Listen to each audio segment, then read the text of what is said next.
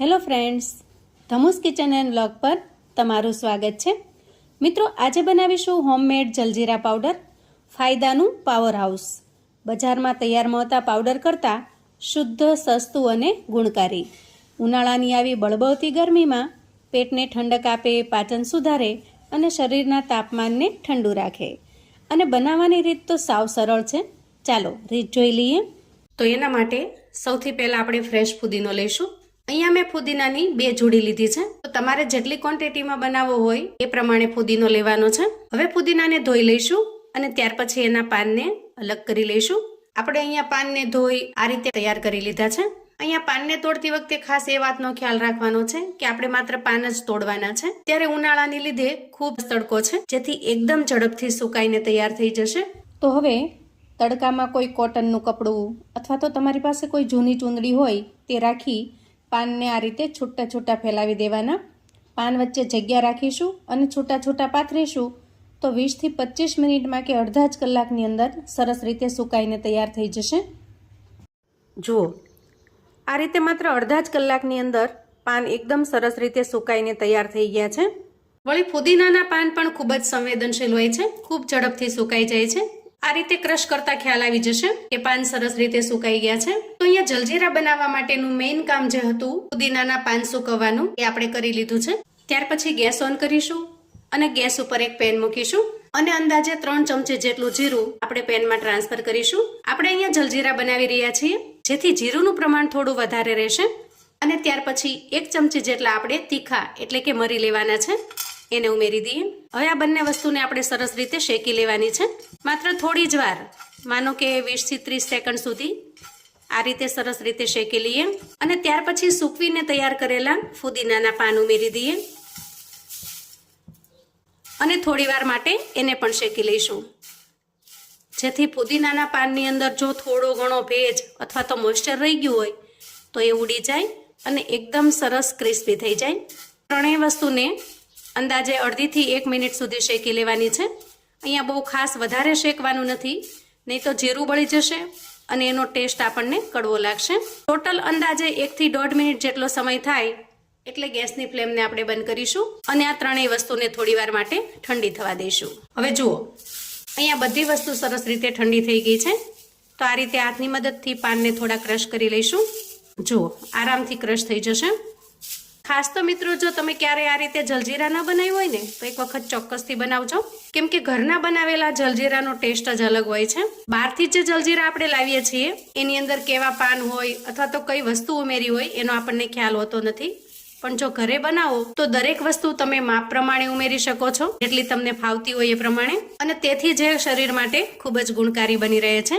વાહ, જુઓ, આ રીતે ક્રશ કરતા શેકતા ફુદીનાના પાનની જે સુગંધ છે આખા રસોડામાં પ્રસરી જાય છે. એકદમ સરસ આરોમા આવે છે એનો. મિત્રો, તમને ખ્યાલ જ હશે, ફુદીનાના પાન શરીરના તાપમાનને નિયંત્રિત રાખે છે અને ખાસ કરીને ઉનાળાની અંદર શરીરને એકદમ સરસ ઠંડુ રાખે છે. તો આ રીતે ક્રશ કર્યા પછી આપણે એક મિક્સર જાર લઈશું અને શેકીને તૈયાર કરેલી આ ત્રણેય વસ્તુને એમાં ટ્રાન્સફર કરીશું અને ઢાંકણ ઢાંકી એકદમ સરસ રીતે ક્રશ કરી લઈશું. જુઓ, આ રીતે એકદમ સરસ બારીક પાવડર બનીને તૈયાર થશે. ત્યાર પછી આપણે જલજીરાના ફ્લેવરના બાકીના મસાલા ઉમેરી દઈએ, જેમાં સૌથી પહેલા ઉમેરીશું 5 ચમચી જેટલા લીંબુના ફૂલ એટલે કે સેટ્રિક એસિડ, જે બજારમાં તમને એકદમ આસાનીથી સરળતાથી મળી જશે. સેટ્રિક એસિડ ઉમેરવાથી જલજીરાનો ટેસ્ટ થોડો ચટપટો અને ટેંગી બને છે અને સાથે સાથે આ પાવડરને લાંબા સમય સુધી સારું પણ રાખે છે. ત્યાર પછી ઉમેરીશું થોડી અમથી ચપટી જેટલી હિંગ, જે પાચન માટે ખૂબ સારી છે. હવે ઉમેરીશું 1 ચમચી જેટલો આમચૂર પાવડર. ત્યાર પછી અડધી ચમચી જેટલો સૂંઠનો પાવડર ઉમેરીશું, જે સ્વાસ્થ્ય માટે ખૂબ જ સારો છે, ખાસ કરીને વાયુ પિત્તના દોષ દૂર કરે છે.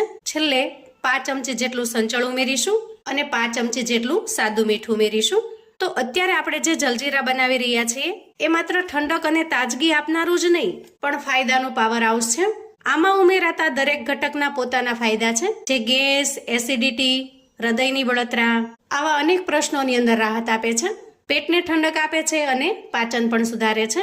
હવે આ બધી જ વસ્તુ ઉમેર્યા પછી આપણે ફરી એક વખત ચલાવી લઈએ, જેથી દરેક વસ્તુ સરસ રીતે મિક્સ થઈ જાય. જુઓ, તો આ રીતે જલજીરાનો પાવડર બનીને તૈયાર થઈ ગયો છે. જલજીરાના ઘણા ઉપયોગ છે, તો એને કઈ રીતે ઉપયોગમાં લેવું, કેટલી માત્રામાં લેવું એ પણ હું તમને આગળ સમજાવું છું. હવે જલજીરાને સ્ટોર કરતા પહેલા આપણે એક વખત ચાળી લઈશું, જેથી ગ્રાઇન્ડ કર્યા પછી પણ જો એના અંદર કોઈ નાના મોટા ટુકડા વધ્યા હોય તો આપણે એને કાઢી લઈશું. આ રીતના જે ટુકડા વધે છે એને આપણે અલગ કરી લઈશું અને તૈયાર થયેલા જલજીરાને કોઈ એરટાઇટ કન્ટેનરની અંદર ટ્રાન્સફર કરીશું.